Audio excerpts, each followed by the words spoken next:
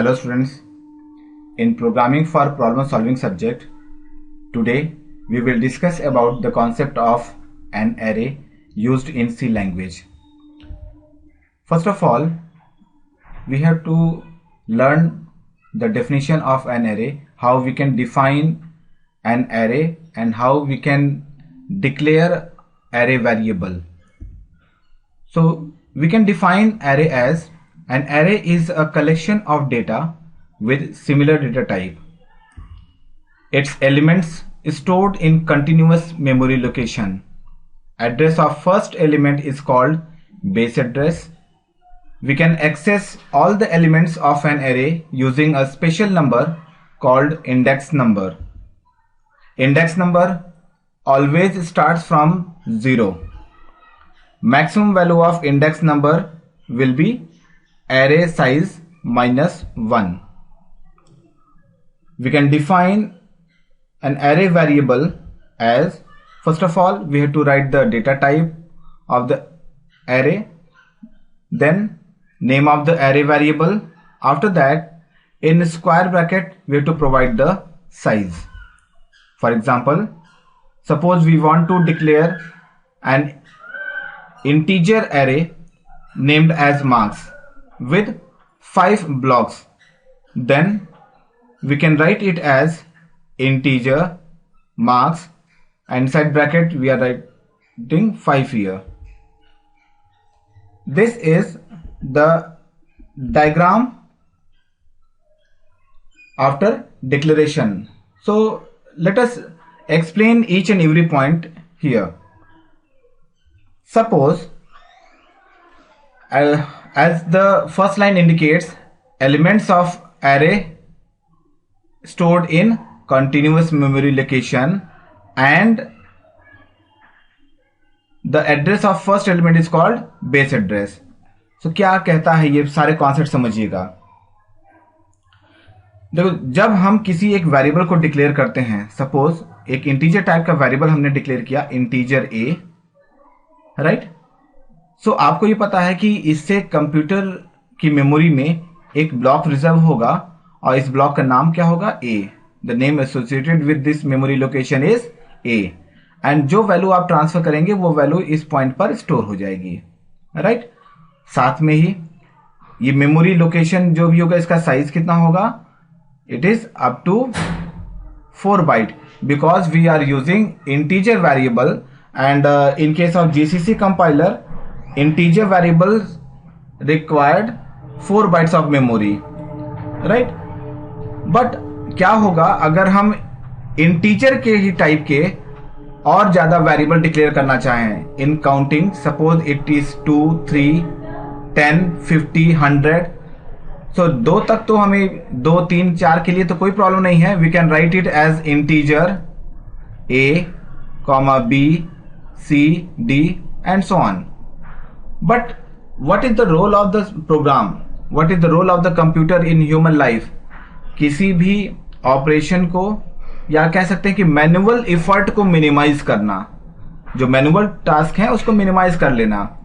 सो हम इसी कॉन्सेप्ट की वजह से एरे को यूज कर सकते हैं हम लोग.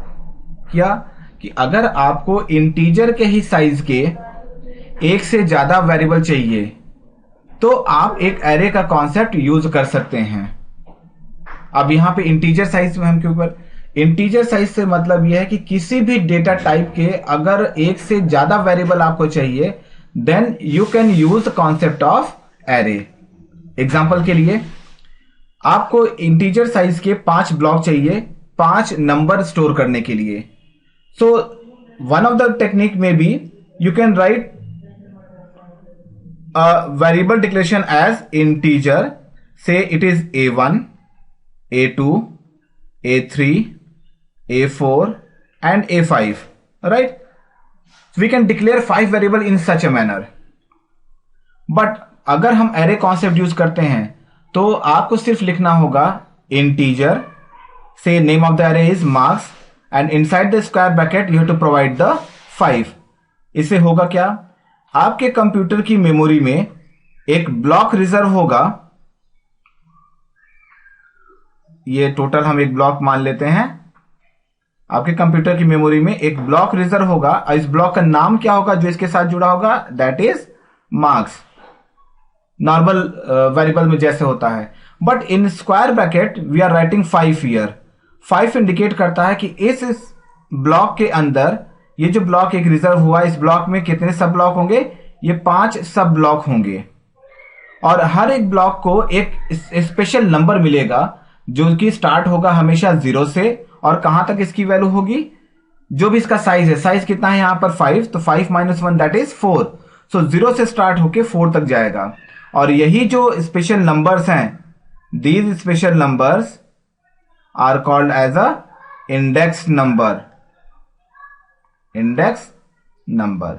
सो किसी भी एरे के वेरिएबल को या एरे के मेमोरी ब्लॉक को एक्सेस करने के लिए इन्हीं इंडेक्स नंबर का हम यूज कर सकते हैं। That's why we are writing we can access all the elements of an array using a special number called index number, right. अब हर एक ब्लॉक, जैसे यहां पे हमने एक वेरिएबल डिक्लेयर किया तो इसकी एक कोई मेमोरी लोकेशन हो सकती है, से इट इज 2000। उसी तरीके से यहां पर भी जितने ब्लॉक होंगे इन सब का एक अलग से मेमोरी एड्रेस होगा, राइट। से अगर पहले ब्लॉक का एड्रेस है 2002, सो नेक्स्ट ब्लॉक का एड्रेस हो सकता है 2006 हो। 2006 इसलिए हम कह रहे हैं might be because when we are using GCC compiler, so in GCC compiler integer requires 4 bytes of memory। so पहले ब्लॉक का एड्रेस अगर 2002 है तो 4 ब्लॉक के बाद ही दूसरा ब्लॉक हम स्टोर कर सकते हैं, राइट। सो ऑब्वियसली दूसरे ब्लॉक का एड्रेस होगा 2006। इसी पैटर्न पे हम आगे के सारे ब्लॉक के एड्रेस को कैलकुलेट कर सकते हैं। And the next concept is continuous memory location में स्टोर होता है। कंटिन्यूअस का मतलब ये हुआ कि अगर 2002 पहला है तो दूसरा गारंटीड है 2006 ही होगा, तीसरा 2010 ही होगा, देन 2014 ही होगा, देन 2018 ही होगा। ये एड्रेसेस फिक्स हैं। सो जो पहले ब्लॉक का एड्रेस है इसी एड्रेस पे बाकी सारे ब्लॉक के एड्रेस डिपेंड करते हैं, इसलिए पहले ब्लॉक के एड्रेस को कहा जाता है बेस एड्रेस, राइट। और सबसे important point, it is a collection of similar data type elements. Similar data type का मतलब क्या हुआ कि अगर एरे के अंदर हम इंटीजर वेरिएबल स्टोर करना चाहते हैं तो पहले ब्लॉक अगर इंटीजर है तो बाकी सारे ब्लॉक क्या होने चाहिए, इंटीजर ही होना चाहिए। क्लियर। एक कॉन्सेप्ट यहां पर हम और आपको देना चाहेंगे कि जब हम अभी आगे देखेंगे मल्टी डायमेंशन एरे का कॉन्सेप्ट, याद रखिएगा किसी भी एरे के नाम के बाद, ये नाम कहीं पर भी हो सकता है, नाम के बाद जितने पेयर ऑफ स्क्वायर ब्रैकेट लगे रहते हैं उतने डायमेंशन की एरे कही जाती है। फिर से ध्यान दीजिए, किसी एरे के नाम के बाद जितने pair of array square bracket लगे होंगे that represents the dimension of an array. For example यहां पर हमने यूज किया इंटीजर मार्क्स और कितने यहां पेयर ऑफ ब्रैकेट हैं स्क्वायर के, it is 1। So it is called as a 1D array. 1D that means 1 dimension array. अगर हम कोई दूसरा एरे डिक्लेयर करना चाहें, say it is char, it is A and square bracket we are writing 2, it is 3। So ये कितने dimension की array हो गई, चलिए काउंट कर लेते हैं कितने पेयर ऑफ स्क्वायर ब्रैकेट हैं, first pair of square bracket and second pair of square bracket. So this type of array is called as a 2D array, 2 dimension array, right. Okay, so now we want to know how we can initialize an array variable. So it is possible to initialize an array during declaration. जब हम जैसे normal variable को declare करते ही declaration के time पर इसमें value transfer कर सकते हैं, सिमिलरली एरे को भी जब हम एरे वेरिएबल डिक्लेयर करें उसी समय पर उसमें वैल्यू स्टोर कर सकते हैं। It is called as a compile time value assigning. Example, integer marks 5 लिखा हुआ है। So in this situation what we can do, we can provide 5 numbers separated with comma and that should be enclosed in a curly braces, right? So इस तरह की situation होने पे actually होगा क्या, जैसे आप इंटीजर मार्क्स 5 लिखेंगे, सो एक ब्लॉक रिजर्व हो जाएगा जिसके कितने सब ब्लॉक होंगे, 5 सब ब्लॉक होंगे, और जो नंबर सबसे पहली जगह लिखा होगा, सबसे पहली प्लेस पे लिखा होगा, उसे इंडेक्स नंबर 0 वाले ब्लॉक में स्टोर कर दिया जाएगा। दूसरी पोजीशन पे index number 1, 2, 3 and 4। It means ये सारे के सारे नंबर यहां पर स्टोर हो जाएंगे इन दिस सीक्वेंस। क्लियर? एक क्वेश्चन यहां पर और हो सकता है, आपके लिए बता दें। सपोज हमने यूज किया इंटीजर से A and the block size ले लिया, यहां पे जो एरे की साइज है 1 डायमेंशन एरे की, that is 10, and now we are writing only say here 3 and 2, that's all. So अब क्या होगा? So in this particular case जो ब्लॉक होगा आपका वो 10 ब्लॉक तो बनेंगे, से 1, 2, 3, 4, 5, 6, 7, 8, 9 एंड 10, ये 10 ब्लॉक तो बनेंगे। लेकिन जो सबसे पहला नंबर है ये हमेशा इंडेक्स नंबर 0 पे ही जाएगा और दूसरा इंडेक्स नंबर 2 पे जाएगा। रेस्ट ऑफ द वैल्यूज जिसमें वैल्यू हमने ट्रांसफर नहीं किया है, इसमें जो भी डिफॉल्ट वैल्यू उस डेटा टाइप की होगी वो स्टोर हो जाएगी। क्लियर? चलिए और दूसरा तरीका भी देख लेते हैं। So you can also initialize an array like this one. अगर आप एरे की साइज फिक्स नहीं करते हैं डिक्लेरेशन टाइम पर, तो भी आप यहां पे जैसे नंबर ऑफ एलिमेंट्स हमने स्टोर कर दिए, तो ये कंप्यूटर अपने आप उसको साइज एलोकेट कर देगा 5 का। ओके, ये 2 तरीके थे। अब देखते हैं किसी एक एरे में हम कैसे वैल्यू को स्टोर करते हैं। याद रखिएगा, वैल्यू स्टोर करने के लिए जब हम एक वेरिएबल डिक्लेयर करते हैं, सपोज इंटीजर मार्क्स, ये एक इंटीजर टाइप का एरे डिक्लेयर किया with size 5, right? So individually आप किसी भी वेरिएबल को एक्सेस करने के लिए वेरिएबल का नाम और स्क्वायर ब्रैकेट के अंदर उसका इंडेक्स नंबर लिखते हैं, तो यहां पर उसकी वैल्यू स्टोर हो जाएगी। जैसे इस केस की हम बात कर लें, यहां पर जैसे आप लिखेंगे इंटीजर मार्क्स 5, सो ये क्या करेगा, एक एरे बनाएगा, एट दैट मीन्स एक मेमोरी लोकेशन होगा जिसके कितने सब ब्लॉक होंगे, 5, 1, 2, 3, 4 एंड 5। इंडिविजुअल ब्लॉक को एक्सेस करने के लिए जो इसका इंडेक्स नंबर है, सो एरे वेरिएबल का नाम और स्क्वायर ब्रैकेट के अंदर उसका इंडेक्स नंबर हम लिखते हैं, तो उस पर्टिकुलर वेरिएबल का कंबाइंड नाम बन जाता है। सपोज आपसे पूछा जाए कि इस ब्लॉक का वेरिएबल नाम क्या होगा, दैट इज मार्क्स 0। ठीक है, मार्क्स 0 से ये वेरिएबल हमें मिल जाएगा। अगर आपको थर्ड का पता करना हो, ये थर्ड ब्लॉक का वेरिएबल नेम क्या होगा, that will be mark square bracket के अंदर 3। अब यहां प्रोग्राम करते समय एक बात का और ध्यान रखिएगा, सिर्फ एरे के डिक्लेरेशन टाइम पर, किसी एरे के डिक्लेरेशन टाइम पर स्क्वायर ब्रैकेट के अंदर जो भी आप लिखेंगे, that will provide the size of array, size of array, right? और डिक्लेरेशन के बाद कहीं पर भी आपको स्क्वायर ब्रैकेट दिखाई देता है एरे के नाम के साथ में, तो याद रखिएगा वो क्या प्रोवाइड करता है, index number, index number, right? So जब आप किसी भी ब्लॉक में वैल्यू ट्रांसफर करना चाहते हैं, तो आप सिंपली एरे का नाम लिखिए, स्क्वायर ब्रैकेट के अंदर उसका इंडेक्स नंबर, और तब ये कंबाइंडली एक नॉर्मल वेरिएबल की तरह काम करेगा। जो ऑपरेशन आप नॉर्मल वेरिएबल में परफॉर्म करते हैं, वो सारे के सारे ऑपरेशन आप यहां पर भी परफॉर्म कर सकते हैं। एग्जांपल के लिए जो प्रोग्राम लिखा है हमने यहाँ पे, इंक्लूड stdio.h इंटीजर मेन, और एक एरे डिक्लेयर कर लिया इंटीजर मार्क्स 5। सो इसके सारे ब्लॉक में अगर हमें वैल्यू ट्रांसफर करनी है, सो हम mark 0, mark 1, mark 2, mark 3, mark 4 में वैल्यू असाइन कर सकते हैं, राइट? ये केवल इनपुट करने के लिए है। सिमिलरली अगर आप रन टाइम पर वैल्यू देना चाहते हैं, it is called as a 1 by 1 value assigning at the run time. तो 1 by 1 के लिए सिंपल तरीका वही है कि वेरिएबल का नाम % के साथ आप लिख दीजिए स्कैनफ फंक्शन के अंदर, इनपुट हो जाएगा। This is another example. एक कॉन्सेप्ट और आप पढ़ चुके हैं पहले भी, कि आप यहां देख रहे होंगे कि जितने भी वेरिएबल हम यहां यूज कर रहे हैं, mark 0, mark 1, mark 2, mark 3, mark 4, इन सब में एक ही टाइप का स्टेटमेंट रिपीट हो रहा है। सो क्या हमने ऐसा कोई टूल पढ़ रखा है जब एक ही टाइप का स्टेटमेंट कंटिन्यूसली रिपीट हो रहा है तो उसे कैसे रिप्लेस किया जा सकता है? Yes, it is the concept of loop. So we can also use a loop to provide input और get output from array. So instead of using individual scanf statement, we can also use a for statement.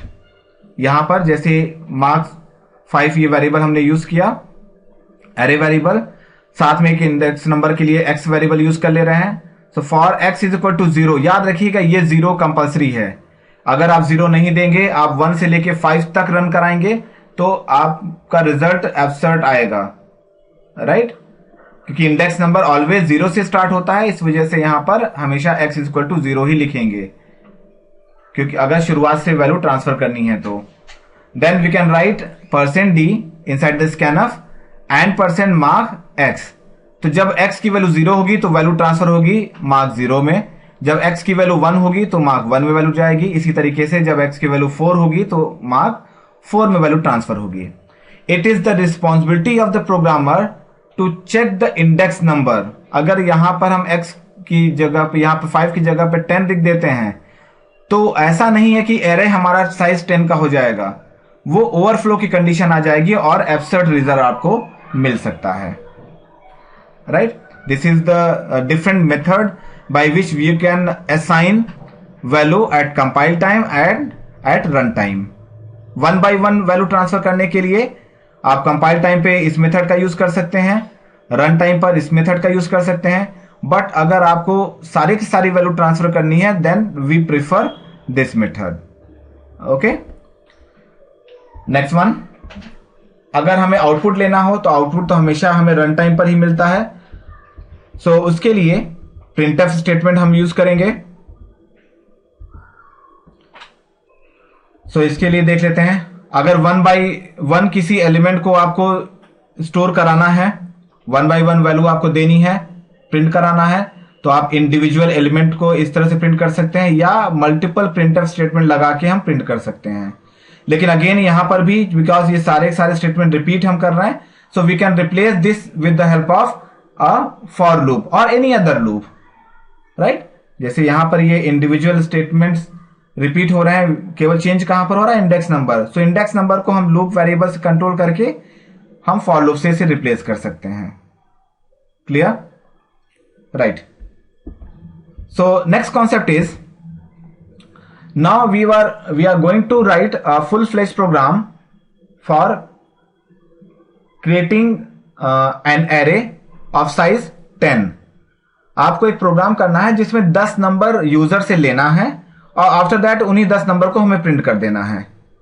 अगर normal programme ये होता तो आप क्या करते? 10 अलग अलग वेरिएबल डिक्लेयर करते, उसके बाद 10 अलग अलग वेरिएबल्स में इनपुट करते यूजिंग स्कैनफ फंक्शन, और आफ्टर दैट उन्हीं 10 वेरिएबल्स को यूजिंग प्रिंटफ स्टेटमेंट आप प्रिंट कर देते. यही तरीका होता. लेकिन जब हम एरे का कॉन्सेप्ट यूज कर रहे हैं, सो 10 वेरिएबल डिक्लेयर करने के लिए we have to write simply integer marks, numbers हमें लेना है, सो मार्क, और साइज क्या ले लिया? 10. क्या आप बता सकते हैं कितने डायमेंशन की एरे हो गई? 1 डायमेंशन. बिल्कुल सही है. क्यों? क्योंकि यहां पर केवल एक पेयर ऑफ स्क्वायर ब्रैकेट लगा हुआ है, राइट? और इंडेक्स नंबर के लिए यहां पर हम वेरिएबल आई को यूज कर रहे हैं. तो सबसे पहले हमें इस वेरिएबल में वैल्यू को देना होगा. सारे ब्लॉक में हमें वैल्यू ट्रांसफर करनी है. So we can write a for loop to input. So we can say this for loop is use to provide input to array, right? इस मेथड से इनपुट हो जाएगा. अब यहां पे पहला प्रिंटिंग स्टेटमेंट जो लिखा हुआ है जस्ट ये इंटरफेस की तरह काम करेगा, जो यूजर को एक मैसेज डिस्प्ले कर देगा. पहले लिखा जाएगा इंटर नंबर, देन i+1 की वैल्यू, i क्या होगा? अगर 0 है तो 1 आ जाएगा, तो यहां लिखा रहेगा इंटर नंबर 1. तो यूजर एक वैल्यू देगा, केवल इंटरफेस है. अगर हम इसको ना लिखें प्रिंटफ तो भी प्रोग्राम में कोई एरर नहीं आएगी.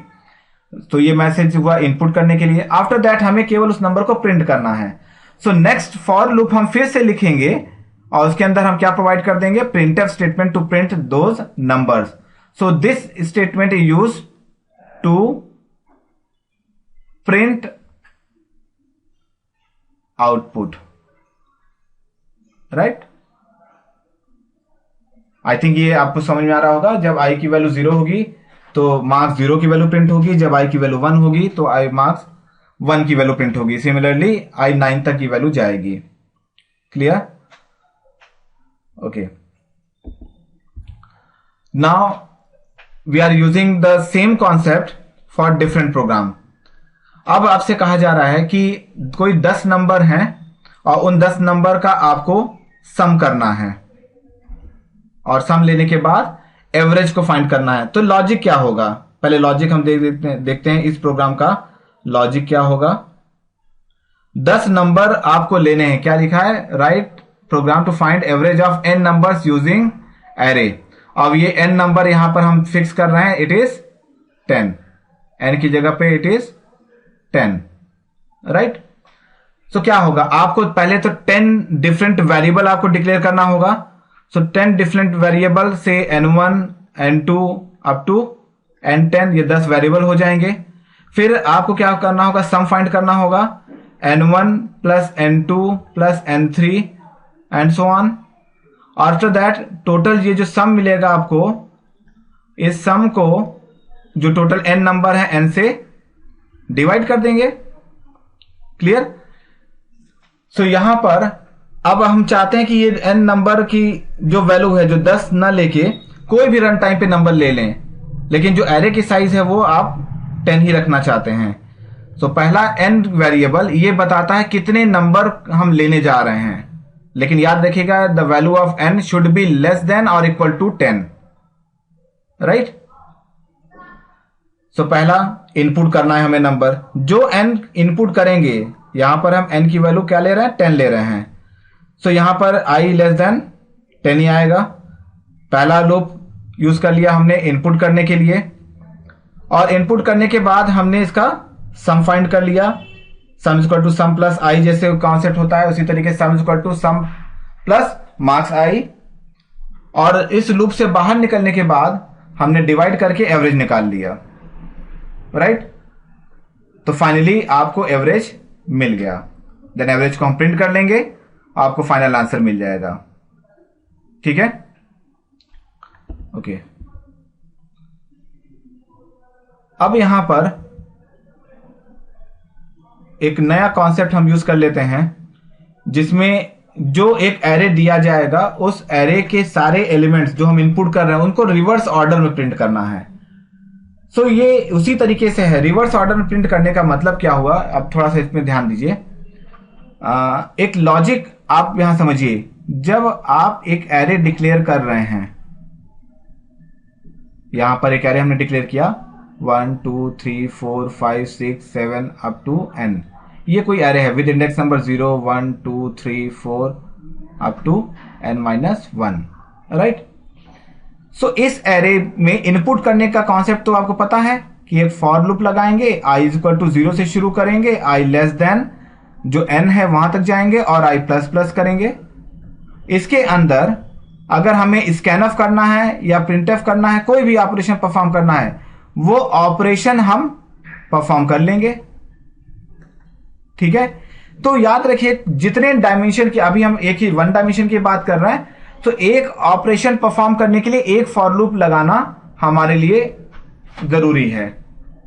ठीक है, अब अगर आपको इनपुट करना है तो इनपुट का स्टेटमेंट यहां पर आ जाएगा, प्रिंटफ लेना है तो प्रिंटफ का स्टेटमेंट यहां पर आ जाएगा, सम लेना है तो सम का स्टेटमेंट यहां पर आ जाएगा. जो भी ऑपरेशन आपको परफॉर्म करना है वो यहां से लिखा जा सकता है. अगर हम इस एरे को इस तरह से i इक्वल टू 0 शुरू कर रहे हैं, that means we are reading from first position to last position. Right, लेकिन अगर हम लिखते हैं for i is equal to n-1 से शुरू करके i greater than equal to 0 तक जाएं और i माइनस माइनस कर दें, ऐसा लिखने पर क्या होगा, ये जो एरे है, इस एरे को हम स्टार्ट कर रहे हैं अब राइट साइड से और एक्सेस करते जा रहे हैं from last position to first position. So reverse order का मतलब क्या हुआ कि एरे में इनपुट तो हम कर रहे हैं स्टार्टिंग से ही, जैसे यहां पर देख रहे हैं i=0 से शुरुआत की है और 10 तक गए हैं, इनपुट कर दिया, ये कोड हो गया हमारा इनपुट के लिए, राइट। लेकिन अब हमें इसे रिवर्स ऑर्डर प्रिंट करना है, तो आपको क्या करना होगा रिवर्स ऑर्डर प्रिंट करने के लिए, सिंपली i=9 से शुरुआत करके i 0 तक जाएंगे। तो पहले हमने क्या किया कि जो नंबर हमने इनपुट किया है उसी नंबर को प्रिंट कर लिया, राइट। जो नंबर हमने इनपुट किया था उसी नंबर को यहां प्रिंट कर लिया। और अब हम रिवर्स का कोड लिख देते हैं। i=9 से देखिए शुरुआत हो रही है, i>0 और i-, क्योंकि हमें सारे एलिमेंट्स को रीड करना है। आई थिंक आपको बात समझ में आ रही होगी। Okay, now next concept is C multi dimension array. Multi dimension array में आज के लिए हम केवल 2 डायमेंशन एरे की ही बात करेंगे। So as per definition same रहने वाला है, डेफिनेशन में कोई चेंज नहीं होगा। हमें यहां पे क्या देखना है, 2 dimension array that is 2D array को डिक्लेयर किया जाता है, जैसे हम एरे वेरिएबल को डिक्लेयर करते हैं, data type, after that array name and 2 square bracket लगेंगे, 2 पेयर ऑफ स्क्वायर ब्रैकेट, जिसके अंदर हम साइज बताएंगे। क्लियर? एग्जांपल के लिए यहां पर देख लेते हैं ये एग्जांपल, जिसमें भी पहला जो स्क्वायर ब्रैकेट होता है ये इंडिकेट करता है रो को, और दूसरा स्क्वायर ब्रैकेट ये इंडिकेट करता है कॉलम को। हमेशा के लिए याद रखिएगा, first square bracket indicates row and second square bracket indicates columns in a array, 2D array. 2D array को हम मैट्रिक्स से भी समझ सकते हैं, जैसे ये मैट्रिक्स हम यूज कर रहे हैं, यहां पे रो इस डायरेक्शन में मूव करेगा और कॉलम इस डायरेक्शन में मूव करेगा। सो यहां पर इस मैट्रिक्स में कितने साइज हो रहा है, जो हम 2D एरे की बात कर रहे हैं या मैट्रिक्स है, दोनों एक ही चीज है, x 2 and 3। सो हम कह सकते हैं इसका ऑर्डर क्या होगा इस मैट्रिक्स का, इसका ऑर्डर होगा 2 क्रॉस 3, जो नॉर्मल मैथमेटिक्स में आप मैट्रिक्स का ऑर्डर बताते हैं। सो ये मैट्रिक्स का ऑर्डर क्या हुआ 2 क्रॉस 3, मतलब नंबर ऑफ रो कितने होंगे 2 और नंबर ऑफ कॉलम्स कितने होंगे 3। क्योंकि एरे में इंडेक्सिंग स्टार्ट होती है 0 से ही, तो कॉलम की इंडेक्सिंग भी 0 से स्टार्ट होगी और रो की इंडेक्सिंग भी 0 से स्टार्ट होगी। यहां तक आई थिंक आपको समझ में आ रहा होगा। अब किसी एक एलिमेंट को कैसे एक्सेस करते हैं, जैसे 1 डायमेंशन एरे में उसके इंडेक्स नंबर को लिखा जाता है। सिमिलरली अगर इस 2 डायमेंशन एरे के इस ब्लॉक को आपको एक्सेस करना हो तो नेम ऑफ द एरे और फर्स्ट स्क्वायर ब्रैकेट में इसका रो नंबर, रो का इंडेक्स नंबर, और सेकंड स्क्वायर ब्रैकेट में उसका कॉलम का नंबर। जैसे इस वाले ब्लॉक की हम बात कर लें तो उसका रो का नंबर और दूसरे ब्लॉक में उसके कॉलम का नंबर। इस तरीके से हम किसी भी 2 डायमेंशन एरे के वेरिएबल को एक्सेस कर सकते हैं, राइट। सो 2 डायमेंशन में इनिशियलाइज करने के आपके पास ये कुछ मेथड्स हैं, तीनों सही है, लेकिन नॉर्मली हम लोग अपने प्रोग्रामिंग में कंपाइल टाइम वैल्यू असाइनिंग को अवॉइड करते हैं, बिकॉज मोस्टली हम डायनेमिक एलोकेशन का मतलब रन टाइम पर वैल्यू एलोकेट करते हैं, राइट। लेकिन फिर भी आप एक ब्रीफ इंट्रोडक्शन दे लेते हैं। सपोज एक एरे वेरिएबल डिक्लेयर किया इंटीजर 2 क्रॉस 3 का। सो फर्स्ट रो के लिए एक ग्रुपिंग करेंगे, that is first row and 3 column, then second row and 3 columns, right? Similarly ये दूसरा तरीका है, अगर हम किसी एक की साइज नहीं देते, सपोज रो की साइज नहीं दे रहे हैं, तो भी कंपाइलर यहां से ऑटोमेटिक डिटेक्ट कर लेगा कितने ब्लॉक यहां बने हुए हैं, उतने ही नंबर ऑफ रो क्रिएट करेगा, राइट। और अगर आप ब्लॉक नहीं बनाते हैं तो ये क्या करेगा, first block that mean x00 में 1 को ट्रांसफर करेगा, x01 में 3 को, एंड सो ऑन, राइट। सो अब एक जनरल कॉन्सेप्ट आपको प्रोवाइड करते हैं जिससे आप कोई भी एरे का प्रोग्राम बहुत आसानी से कर लेंगे। प्रॉब्लम क्या है कि जब हम एरे के प्रोग्राम्स को करते हैं तो देखने में काफी लेंदी होते हैं। अभी तक जितने प्रोग्राम आप करते आए हैं नॉर्मली 10 to 15 लाइंस में आपका कोड कंप्लीट हो जाता है, लेकिन जब एरे के प्रोग्राम करते हैं तो ये मिनिमम 10 to 15 लाइंस का ही होता है, उससे ज्यादा भी आ सकता है।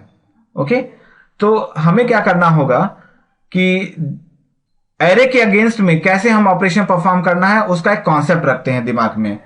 क्या कॉन्सेप्ट है, चलिए इसको एक बार समझ लेते हैं। First thing, number of for loop कितने यूज होंगे, नंबर ऑफ फॉर लूप। याद रखिए, जितने डायमेंशन की एरे होगी उतने नेस्टेड फॉर लूप यूज होंगे एक ऑपरेशन को परफॉर्म करने के लिए। फिर सुनिए, जितने डायमेंशन की एरे होगी उतने नेस्टेड फॉर लूप यूज होंगे एक ऑपरेशन को परफॉर्म करने के लिए। एग्जांपल, आपने राइट किया इंटीजर ए, एक स्क्वायर ब्रैकेट, सपोज यहां पर हमने लिख दिया 3।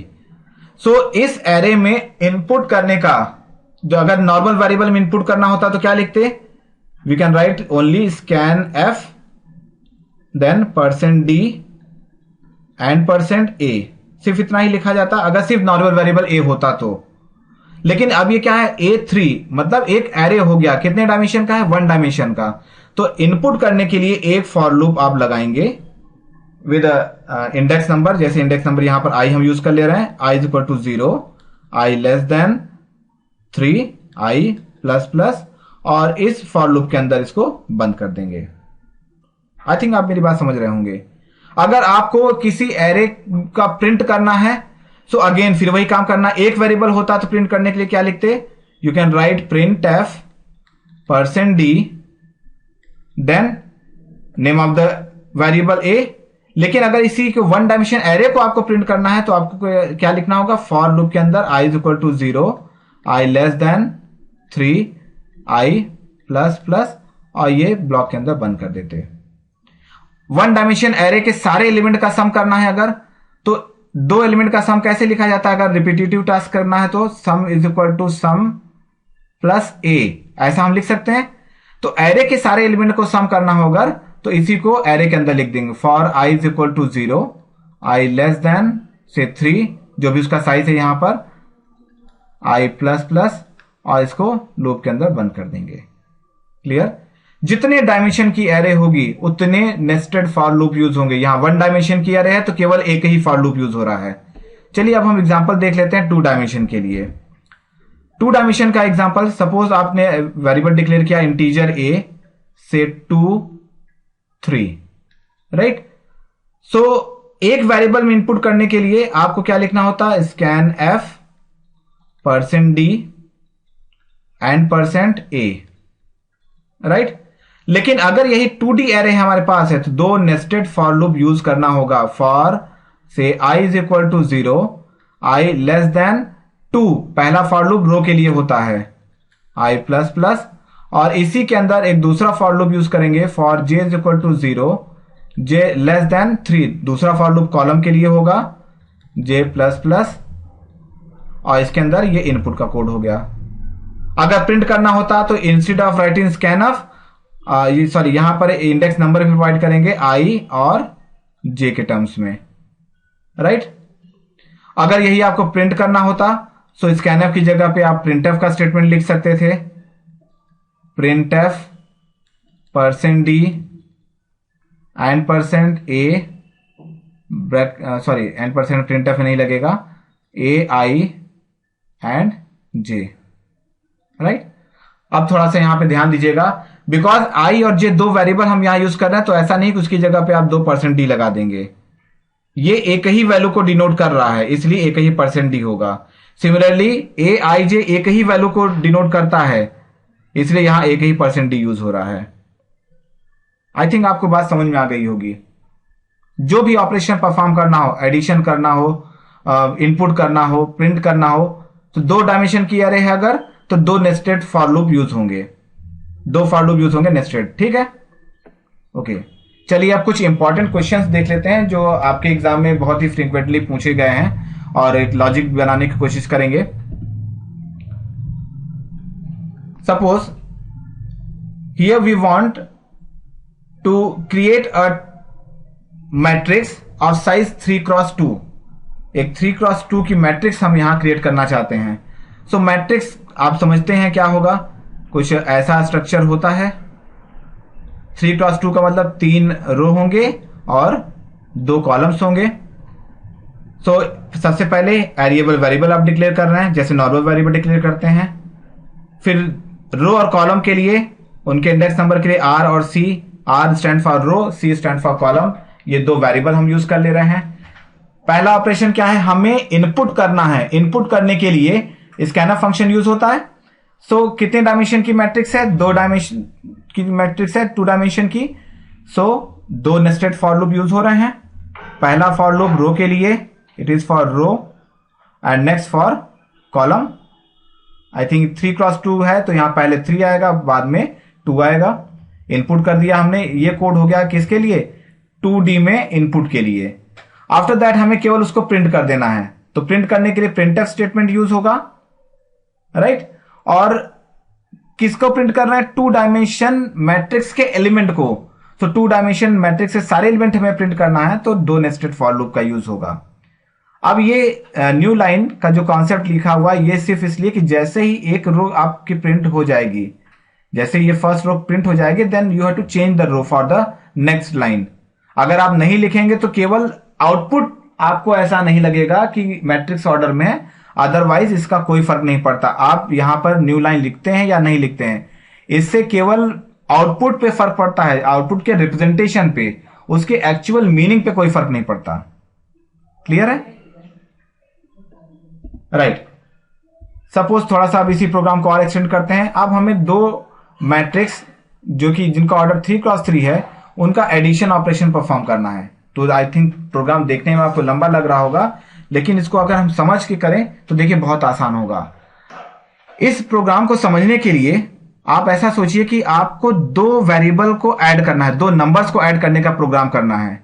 क्या करते हैं आप, 2 नंबर्स को ऐड करने के लिए ए, बी और रिजल्ट, ये 3 वेरिएबल डिक्लेयर करते हैं। पहले आप ए में इनपुट करते हैं, राइट, फिर आप बी में इनपुट करते हैं। आफ्टर दैट आप किसी फार्मूला का यूज करते हैं, r is equal to a plus b, and then r को प्रिंट कर लेते हैं। यही तो नॉर्मल 2 वेरिएबल के टर्म में होता है। अब इसी कॉन्सेप्ट को सोचिए हम मैट्रिक्स में ला रहे हैं। तो आपको 2 मैट्रिक्स को ऐड करना है अगर, तो आपके पास 3 मैट्रिक्स हमने ले लिए जिनका साइज जो क्वेश्चन में दिया गया उसी के बराबर है। एक मैट्रिक्स ए, मैट्रिक्स बी और मैट्रिक्स सी। ये आर यहां पे डिनोट कर रहा है, आर रो के इंडेक्स नंबर के लिए और सी कॉलम इंडेक्स नंबर के लिए। आफ्टर दैट मैट्रिक्स ए में इनपुट करने के लिए ये कोड हमने लिख दिया, आसान है ये। अभी जस्ट इसके पहले हम लोगों ने समझ लिया था कैसे इसको लिखना है, राइट। उसी तरीके से मैट्रिक्स बी में इनपुट करने का कोड लिख दिया। देन ये लॉजिक है एडिशन करने का, 2 डायमेंशन की मैट्रिक्स को ऐड भी करना है अगर, तो r is equal to a plus b, ये जो 2 नंबर का सम करने के लिए था, यहां पर हमें आर और सी का कॉन्सेप्ट ऐड कर देना है। R row column is equal to A का रो कॉलम प्लस बी के row column, right, with the same for loop. और जैसे ही हम सम को निकाल लेंगे, सम निकालने के बाद इस मैट्रिक्स को हम प्रिंट कर देंगे। ये प्रिंट का कोड है, जस्ट इसके पहले हम लोगों ने देखा है। तो देखिए कितनी ही आसानी से हम लोगों ने इस प्रोग्राम को याद नहीं किया, लेकिन हमें याद हो गया होगा, राइट। ये हुआ मैट्रिक्स के एडिशन करने का। अब सोचिए कि अगर आपसे ये कहा जाता है कि मैट्रिक्स का मल्टीप्लिकेशन कर दीजिए, तो चेंज क्या करना होगा। चलिए एक बार फिर से इसको देख लेते हैं, इस प्रोग्राम को भी। 2 मैट्रिक्स का मल्टीप्लिकेशन अगर आपको करना हो, तो जैसे 2 नंबर का मल्टीप्लिकेशन आप करते हैं, क्या होता है 2 नंबर के मल्टीप्लिकेशन के लिए कि पहले आप 3 वेरिएबल डिक्लेयर कर लेते हैं, ए, बी और आर। देन पहले ए में इनपुट करते हैं, फिर बी में इनपुट करते हैं, फिर आप फाइंड करते हैं r is equal to a into b, then आप आर को प्रिंट कर लेते हैं। यही तो काम होता है 2 नंबर के मल्टीप्लिकेशन करने में। सिमिलर और कॉन्सेप्ट यहां पर भी है। आपको 3 वेरिएबल यूज करना होगा मैट्रिक्स टाइप का, A, B and C with their index number R and C. एक एक्स्ट्रा वेरिएबल के भी हमने यहां यूज किया है, जिसको भी डिक्लेयर कर लेते हैं, यहां पे डिक्लेयर नहीं था। ओके, सो पहले ए में इनपुट कर दिया हमने, फिर बी में इनपुट कर दिया, ये पुराने प्रोग्राम की तरह ही है। आफ्टर दैट मल्टीप्लिकेशन का कोड यहां थोड़ा सा चेंज हो रहा है। क्यों चेंज कर रहे हैं कि मैट्रिक्स में आपको पता है कि जब हम मैट्रिक्स मल्टीप्लिकेशन करते हैं, सो किसी भी मैट्रिक्स के, सपोज ये 3x3 की मैट्रिक्स हम यूज कर रहे हैं, तो ये 2 मैट्रिक्स आपके पास है, राइट। तो आप क्या करते हैं, इस एलिमेंट को इस एलिमेंट से मल्टीप्लाई करते हैं, प्लस इन दोनों को मल्टीप्लाई करने के बाद जो भी आपको रिजल्ट मिला उसको एडिशन करते हैं, दूसरे एलिमेंट इसका कॉलम और इसका रो, इन दोनों को मल्टीप्लाई करते हैं और फिर इन दोनों को ऐड कर देते हैं पुराने रिजल्ट में। यही कॉन्सेप्ट इसके साथ भी करते हैं, फिर इसको भी ऐड कर लेते हैं और कंबाइंड ये रिजल्ट बनाता है रिजल्टेंट मैट्रिक्स के फर्स्ट एलिमेंट को। ये जो कंबाइंड रिजल्ट आता है वो यहां स्टोर होता है। सेम इसी कॉन्सेप्ट को इंप्लीमेंट करने के लिए एक एक्स्ट्रा फॉर लूप यूज हुआ है। इसी वजह से ये प्रोग्राम सबसे इंपॉर्टेंट प्रोग्राम है आपके सिलेबस के हिसाब से, या आपके एग्जाम में जो पूछे जाने वाली लॉजिक है उसमें मैट्रिक्स मल्टीप्लिकेशन का प्रोग्राम कई बार रिपीट हुआ है due to this one, right. So ये मल्टीप्लिकेशन का कोड हो गया, r is equal to 0, r less than 3, r plus plus, then c is equal to 0, c less than 3, c plus plus, then for k is equal to 0, k less than 3, k plus plus, और ये multiplication के लिए सम, जैसे हम कहते हैं ना r is equal to r plus. तो जब से कोई वेरिएबल, एक लॉजिक हमने लास्ट सेक्शन बताया था कि किसी भी वेरिएबल का रिपीटेशन होता है अगर इक्वलिटी साइन के दोनों तरफ, असाइनिंग ऑपरेटर दोनों तरफ, तो उसको इनिशियलाइज करना कंपलसरी है। इसीलिए यहां पर इसको पहले इनिशियलाइज कर दिया विद वैल्यू 0। कहीं पर भी अगर ऐसा लिखा हुआ है sum is equal to sum plus any value, तो सम, बिकॉज एडिटिव आइडेंटिटी क्या होती है 0, इसलिए उस वेरिएबल को स्टार्टिंग में जीरोस इनिशियलाइज करना होता है। And after performing the matrix multiplication we are just printing the 2D array. Okay, अगर आप चाहते हैं कि, बिकॉज इसको अगर लाइन बाय लाइन हम एक्सप्लेन करेंगे तो वीडियो काफी लंबा हो जाएगा, अगर आप चाहते हैं कि इसको हम अलग से एक्सप्लेन कर दें तो जस्ट कमेंट में कर दीजिए, मैसेज दे दीजिएगा, हम इसके लिए अलग से वीडियो बना देंगे। Okay, that is the concept of 2D matrix multiplication. So that's all for today's lecture, and I hope matrix का आइडिया आपको लग गया होगा, and you will practice all the programs on the systems also. Thank you very much.